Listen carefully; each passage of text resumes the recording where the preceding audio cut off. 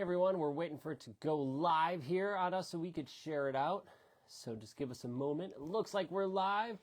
It looks like it, but it's not showing up on the laptop. Oh no, what's going on? That's all right. Please share this video out. There we go, look at that. All right, I'm gonna share it out on my page. I'm gonna say, come join us. And I hope you share it out on your page as well. So if you are watching us live, please share it out. If you're watching on the replay, please share it out as well. So this is the Jonesin for Live show, season 1, episode 2, and I'm grateful to have you here. I'm Spencer Jones, the Prince of Positivity, and this is Katie Jones, the amazing, the epic Katie Jones, fighting through a cold to be here with you. So you see her look all comfy and cozy like that. I love it. All ready to go. So we're excited for this episode. This episode of the Jonesin for Live is all about how to manage your physical, mental, and emotional energy. So we're going to dive deep into that topic. And at the towards the end of the show, we're going to have some questions, or we would love to answer your questions. Let's try it that way. We would love to answer your questions. So if you do have any, let us know. Drop them in the comments. I see we have Bernil here. Hey, Bernil, welcome. And if you are watching live or replay, hashtag replay, let us know you are here joining us. We love saying hi to all you. And if you're on the replay, we're still going to reach out and say hi because I love having y'all watch. We're going to start this episode like we're going to start all of our episodes with 3 deep, gentle breaths, centering ourselves and synchronizing our energy so we can learn, we can grow, we can really just be poured into together. And while we're doing that, I know lots of things, I invite you to think of one thing you are grateful for. See, Dana's here. Good evening, Dana. Blessings for health and wellness. Love it. Love it. Thank you so much. Same to you. So let's take the moments to catch some breath. So exhale what you have. Breathe in. And out. In or out through your nose is beautiful. Breathe in. And out. One more time. Let's breathe in. And out.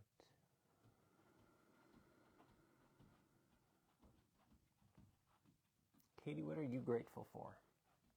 I am grateful for my blanket because I don't feel good today. I have some sort of flu or something, and it felt really nice to be able to cuddle with my blanket, and it just felt nice. And it reminded me of when I was little and I was sick and my mom would tuck me in. I love it. Just be careful it's not hitting the microphone too much. It's easy to do. But I love it. And Bernil said, I love your blanket, Katie. Yay. Love it. Hey, Robert, welcome. Thank you for being here and joining us. Thank you. Share one of your gratitudes. Everybody who's watching live or replay, share one of your gratitudes in the comments below. For me, one of my gratitudes is the sunset. Last night, it was just magnificent. I stood out there and just watched it for a little bit. It was beautiful. The sun was setting, and it just lit up the clouds that were in the sky, like this vibrant gold color. I was trying to think of another word outside of vibrant. It was just so incredible, so moving. So just embracing the beautiful sunset last night. It's amazing how much beauty is around us if we open our eyes to it. And I'm doing that intentionally more often, and we're going to talk about that here in a little bit because that's helped me balance my energy, but finding those gratitudes is huge. So make sure you share one of your gratitudes below. So we have Morris here. Hello, Morris from the White Room. Welcome. We are excited to be there joining you in the White Room in February for our Energy Recharge event. And Bernil's going to be there, which is going to be awesome. We can't wait. And y'all are welcome to join us up in the New York City area. Come on down and have some fun. So let's dive into today's topic. And hopefully this topic will help you live your life to the max. So as I said, today's topic is all about balancing and managing your energy, because everything's energy. Everything's a vibration. Everything's energy. And the whole idea of energy sovereignty is managing the energy flow, right? You have your energy kingdom, so the flow in, flow out. Well, today we're talking about how can we just manage our overall energy, mental, spiritual, emotional, physical energy. Because there's times maybe when you feel exhausted or drained or you feel energized and excited and ready to go. And all those are fine. They're all part of this human journey.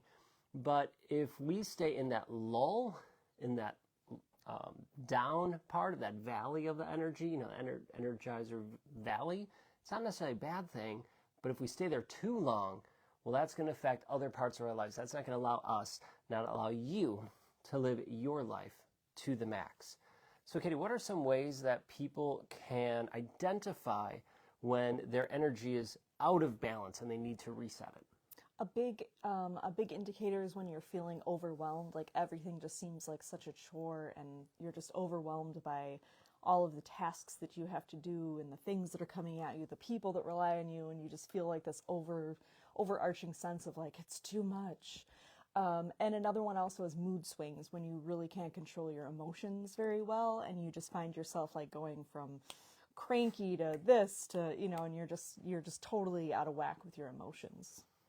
That I used to struggle with that a lot, and I still do at times. I try to be more aware of it, but definitely some of those things. I also notice for me, I'm constantly tired, just dragging. It's like I'm dragging throughout the day. I'm struggling to get going and getting any kind of movement, mental or physical movement. I'm irritable. Hangry is one of the things for me. Like, I love my food, but just irritable more often, right? Little things bother me. Things that don't usually bother me. That for me is a sign that my energy's off. Also, a change in appetite and or your sleep could be both, right? So you're not hungry like you are, or you're really hungry, or you don't feel like sleeping, or you're sleeping all the time. Once you start to become aware of you and how your body works and functions, don't judge it. You're just becoming aware of it. Then once it changes in a big way or a small way, that could be like a little flag going up like, oh, something's out of whack, out of balance here. Let's adjust it as we can. And I'm excited to hear how Katie does her balancing and how she does it. I'll share mine shortly, but I want to give a shout out. Dana says, grateful for the cool, crisp air here in Arizona. Oh, I love it. Cool, crisp air. And welcome to Isaac, one of my former students. Hi, Isaac. Yay, welcome. That's awesome. And Laura says, truth. Right? Thank you, Laura, for being here and joining us. So let's be aware of our energy levels. Hopefully you're already starting to think of some of your energy levels. What does it look like for you at your normal, when you feel your best? And what about when it doesn't, right? You have your own little signs to help you be at your best. And we're going to share some of the ways that we personally keep our energy at its best. How do you do it? I think one really important way is when you're thinking about how you schedule your day or how you plan the things that you have to do. And I know for me, setting time amounts in my schedule is really important. Like I'll say, okay, I want to write 5 days this week. But instead of just saying that, because then if I write for 5 minutes, that counts, right? But that's not really very productive. So I set myself little time chunks that feel manageable, but that also hold me accountable to actually getting something done. And then also something that works for me, it might not work for everybody, but I do the things that when I look at my list and I go, ugh, I do those things first, because that way they're taken care of and I can check them off, and then I get more energy from just being like, ooh, those yucky tasks are done. Like now I can do something more fun. It makes me think of like Eat That Frog, that concept and book by Brian Tracy. If you haven't read it yet, it was my very first personal growth development book that I listened to. I didn't actually read it. I listened to it, and it truly changed my life. So Eat That Frog, but it's the idea of doing the thing you dislike the most first, so that you get it out of the way, and then it energizes you, right? But sometimes it's nice just getting those small ones out of the way, especially things you don't like, because then it gives you that sense of accomplishment, that energy to keep going. I love that. For me, I have a whole routine that helps me be at my best, and I've discovered it started off with just working out, forcing myself at that time to get up in the morning and work. I was working on the evening, so I built up that routine. I had accountability partners, my brother-in-law at the time, and we would work out together, and we did that for about 3 months, and I felt pretty good, but the evenings were getting tricky for me, so I started working out in the morning. And it started off with working out, but then I added things to it, and what I realized lately, as in the last 6 months or so, that it's not so much what I do, but how I do it, that I'm being intentional about what I'm choosing to do. But for me, my usual routine, I'll start with my morning routine. I'll kind of share what I do throughout the day, generally, on most days. So most days I wake up at around 5 a.m., which is, great for me. Katie, not so much. We'll talk about that in a little bit. I wake up at 5 a.m., I brush my teeth, and I come downstairs here, right? You're in one part of our basement. If you ever come to one of the events here, you get to see this space. But in any case, I would come down here, and before I even work out, I journal, I write my affirmations, my gratitudes, then I work out, then I meditate, and then I go up and shower and start my day.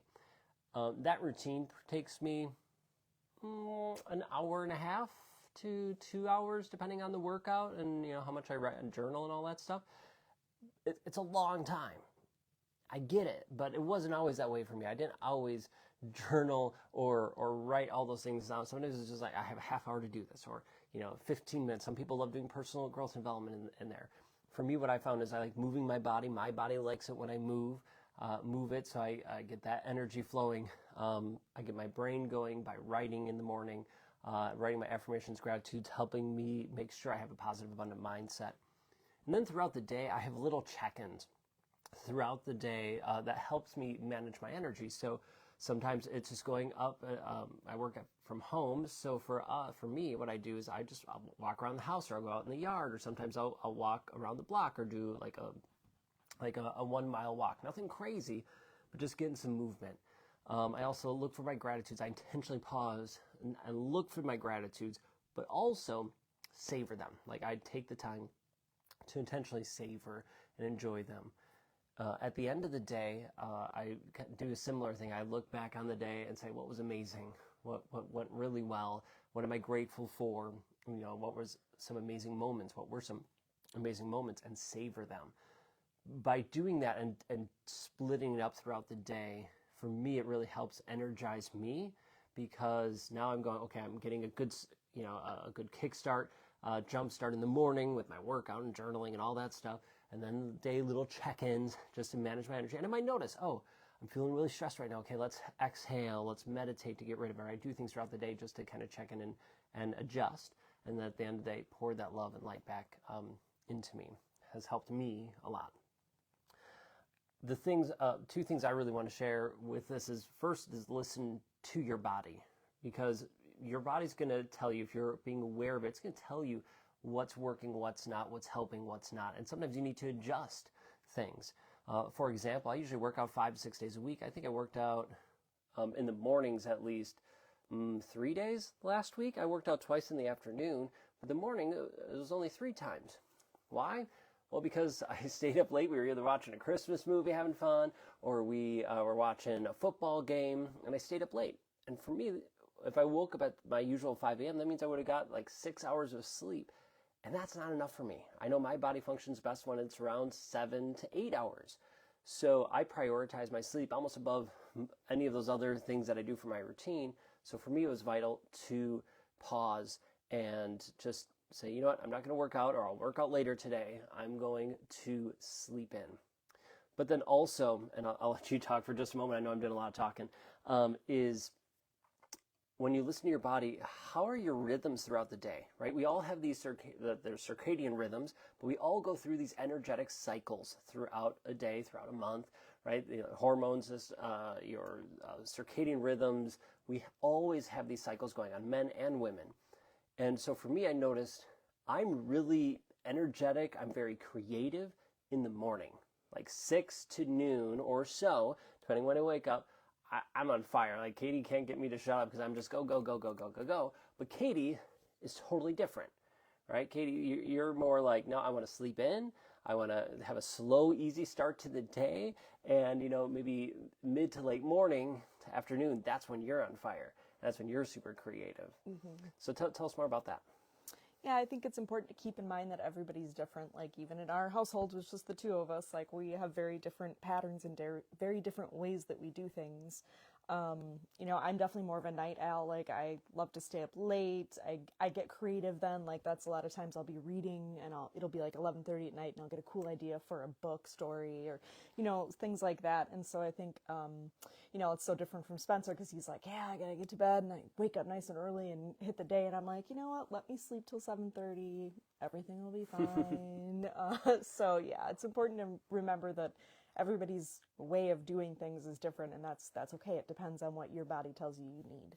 Yeah, we're not all the same, and if you're trying to fit the mold of that 5 a.m. club or 4 a.m. club, or you need to wake up early to succeed, that's a crock of crap, right? Like if we're being honest about it, yes, a lot of successful people do that, but you don't need to do those things to be successful. You need to find the way that works best for you. Now, the cool part is you can change it, right? If you wanted to, or if I wanted to, I could become more of a night person. I could work to adjust my rhythms, or Katie could become a morning person if she wanted to. And that's cool if you want to. And if you want to, great, do those things, but you don't have to.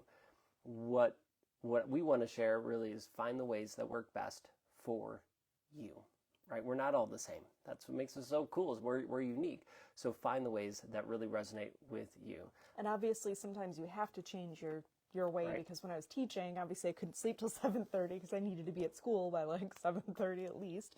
So, obviously sometimes you have to change and try to make it work for you, so that you can not get fired from your job or, fun stuff like that. Right. Always good to do that. So we have David here. Hey, David, welcome. David, welcome. Hi. Yay. So glad you are here joining us. Yes, feel where the feel live within. Exactly. And Laura says, me too, Katie. Oh, yeah. Right. So, yeah, actually, I'm curious. Drop a 1 if you are a morning person. Drop a 2 if you find yourself being more an evening person, a night owl, like Katie is, right? So I'm a 1. I'm a morning person. Katie is totally a 2, right? Yeah, she's totally a 2. Night owl. And that's great, right? And you find ways to make it work. So I hope that helps you at least to some degree, how we shared finding our energy. Be aware of your energy levels. Look to see what are the flags for you to realize, I need to switch. I need to adjust those different things to help you be at your best. And then find the systems and routines that work for you. Maybe it's journaling. Maybe it's going out for a walk or working out or timing your day like you do, right? Mm-hmm. And I have a whole different system and array of ways that I help myself be most productive and energized throughout the day. And this would be an hour-long episode if I tried to share them all. So if you want to chat anytime, reach out. You can reach out to me, Spencer at spencermjones.com. You can reach out to Katie at spencermjones.com, right? And we'd love to share our routines and things and have a conversation if it would help you make sure you are mastering your energy and really being at your peak condition. I see Jason's a 2. Total night owl for Jason. Love it. Yep. David said it kind of depends on the day and what's going on. Right. More of a morning person. I get that, David. I could see that from you. I can see it. Bernil's a 2. David's a 1 or 2, depending, right? We can't wait to see David in New York for our energy recharge in February in the White Room. That's going to be awesome. So, hey, if y'all want to come to New York, have some fun wherever you are in the country, come experience New York. David will show you around. He does a great tour. Have some fun. Well, that's that portion of today's episode. We're going to move on to advice in 60 seconds. We threw out a question. Actually, I put out a question last week. I didn't put one out today asking for what questions you would like answered because we had so many from last week. So we're going to get all 3 in. The other 3 from last week, I think we had 5 total. So next week, I will put up another call on Facebook saying, hey, what question would you like answered in 60 seconds or less? So if you have a question for them, make sure you drop it in there. Also be thinking, if you have a question for this episode that you would like us to answer, live, like right here and now, put us on the spot, on the hot seat. Start thinking about it and write them in the comments. We'll go through and answer them. We have about 2 segments left, but they're short segments. So, advice in 60 seconds. So answer this, Spencer. How do you combat imposter syndrome? How do I combat imposter syndrome? What a great question. It's a big one. Okay, so for me, it happens often. The feeling less than, not worthy of, and knowing that I'm in great company is a big help, right? There's top CEOs and writers and anyone who's done big things, they've felt imposter syndrome at one time or another, most likely. So for me, I stopped judging myself. First and foremost, I stopped judging myself and comparing myself to other people. This isn't a race or a competition on me. I also do my homework on whatever thing I'm trying to do, right? If I'm trying to market something, I'm going to do my research and really do my homework on it. I also look for my wins that I've experienced before. What wins have I had? Right? What's the gains? Because that can help give me that boost of confidence I need to keep pushing forward. And then lastly, I'll say is I surround myself with people like you, right? With energizers. So if you're struggling with imposter syndrome, surround yourself with people who love you, who support you, who are going to be there to raise you up. They'll check you when you need to be checked, but they're there to pour love and life into you. So in 60 seconds, I think, or less, that was my answer for dealing with imposter syndrome. We should have a timer. That's the next thing we should get here. We really should. Hey, Jim, thank you for being here. So this is so good. I appreciate it. Thank you. Actually, he said this is good. I added the so. Yeah, he gets a little excited. I get excited, Jim. It happens. So, Katie, how do you determine, this is a big one, how do you determine who you let into your circle of trust?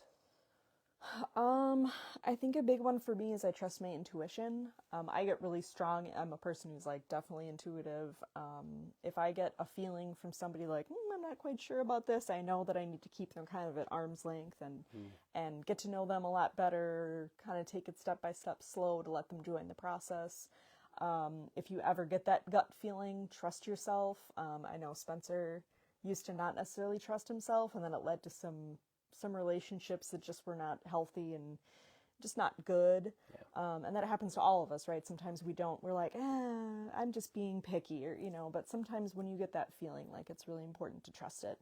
And then I guess when you're doing things with people, then looking at their patterns of behavior to see, to kind of be like, oh, they're constantly putting other people down. I can't just make excuses for that. I need to be like, is that the behavior? Is that kind of what I want to surround myself with? So it's kind of like trusting your gut instinct and then looking for those patterns of behavior to see if it aligns with what you're doing.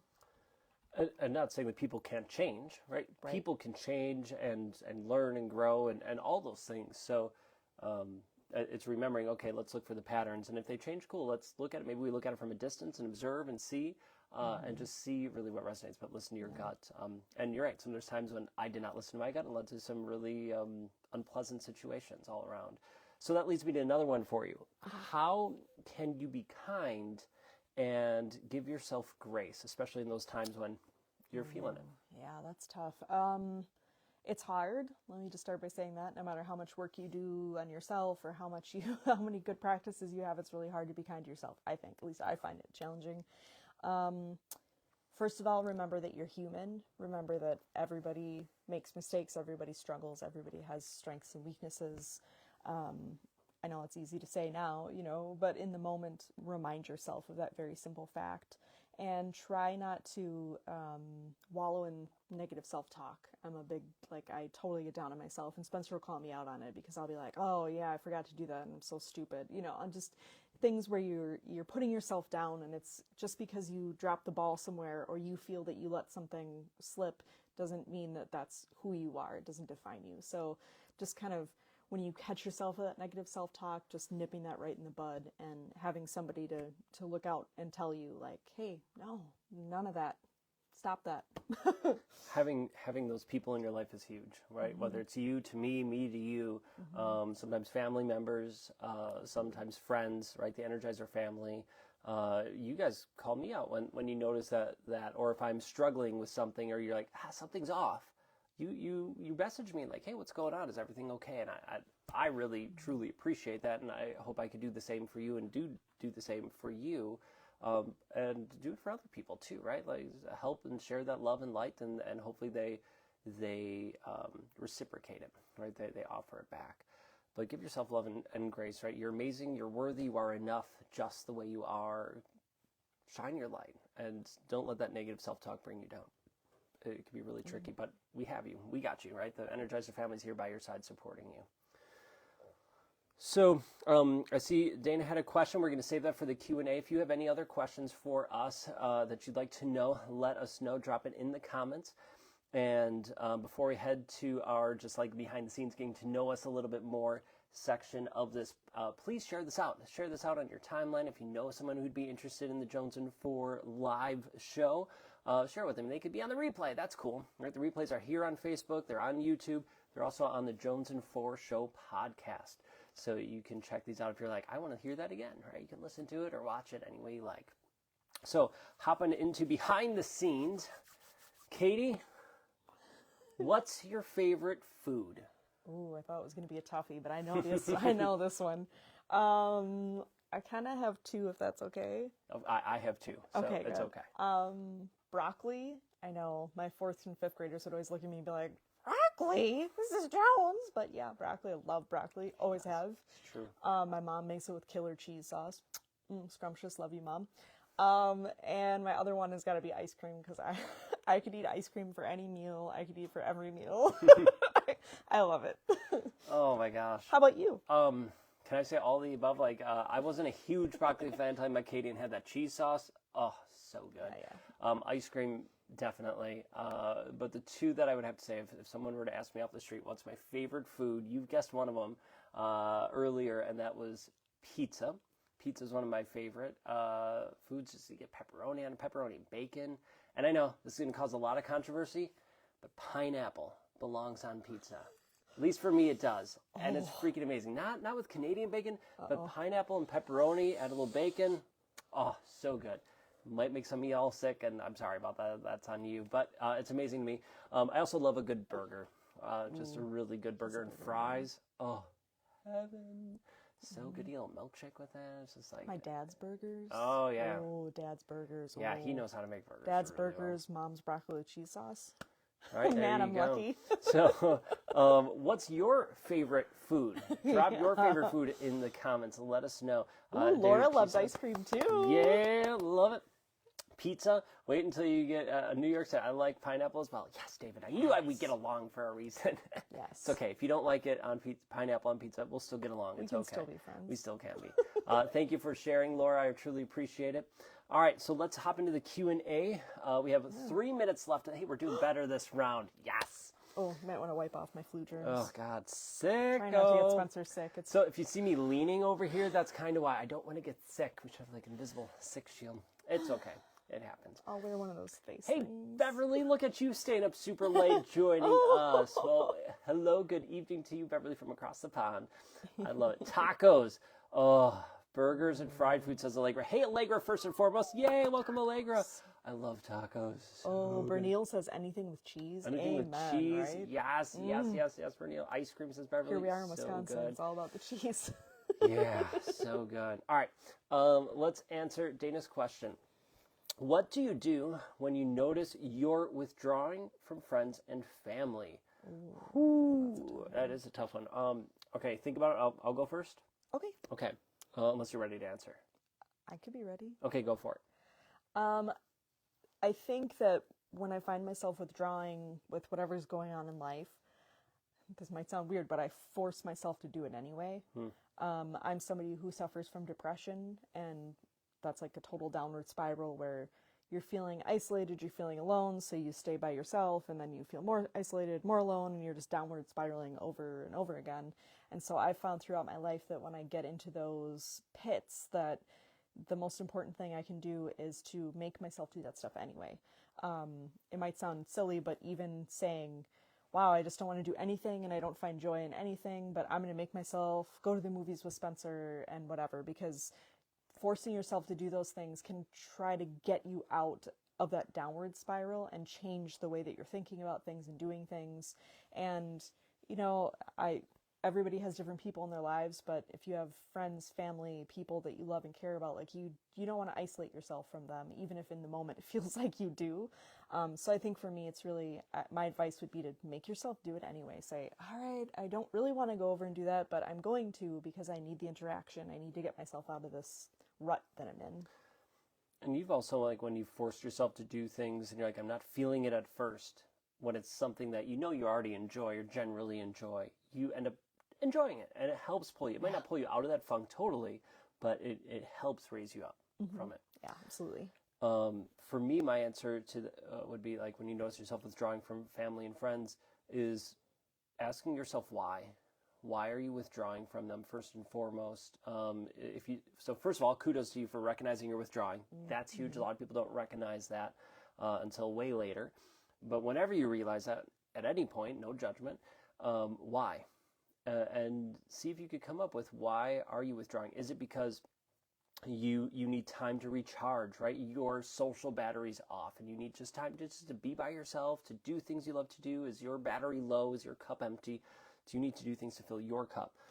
Is it because there's a negative person in that environment that you would be around and you find that that's draining you, so you're withdrawing to actually protect your energy? Is that the case?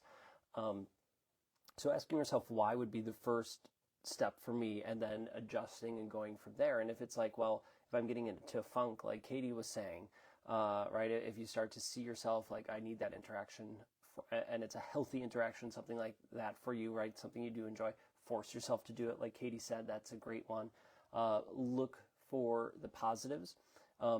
So yeah, I'm the prince of positivity. I'm not about toxic positivity though. And so when someone's struggling, if they have depression or they're really in a funk, and you're just like, well, look at the beautiful sunshine today. Well, I mean, yeah, that's a nice statement, but it's more like I just want to say F you to them at that point in time. Like I don't care. I'm trying to keep not swear like a sailor like I usually would at this point. Not that I can't. I can, but we're trying to be nice here. Anyway, so that doesn't help necessarily, but it's when I'm talking with someone who's in that position, I don't just throw out those positives. Instead, I try to hear them, understand, and might point out some of the positives that they have in their life, and just gently encourage them to see that as well without forcing it. I find that helps. And so when I do that for other people, when I'm in that funk and I notice myself heading that way or withdrawing, I try to do that for myself, giving myself that love and grace. Hopefully it helps and answers that question for you, Dana. Thank you so much for asking. Laura says, yes, be present and come from the space of love. Come from that space of love for you, for yourself, for others. It's such a beautiful place to be.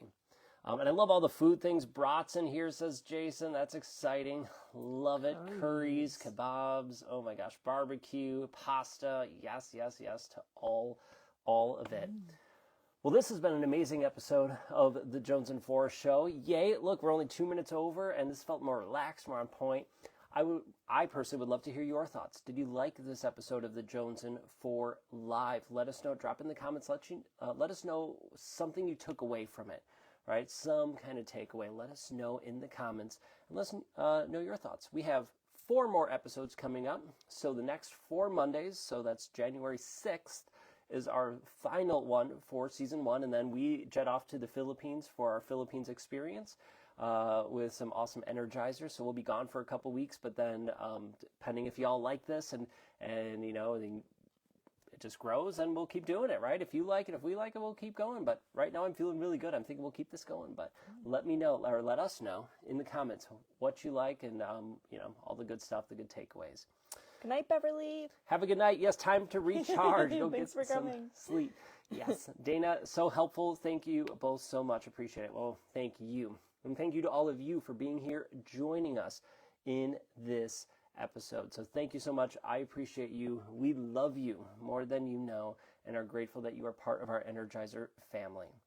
So is there any last comments you want to share before we head out? I survived.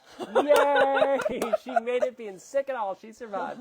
Give Katie a round of applause in the comments. Yay! Go Katie! Yay. And we'll leave you with this. Remember that you, yes, you, right there, I see you. You are amazing. You are worthy. You are enough just the way you are. Never stop shining your beautiful light, because it is changing the world. Thank you for joining us. We love you. We appreciate you. Keep shining bright. And until next time, until next Monday for episode 3, we'll catch you later. All right. Bye. Bye.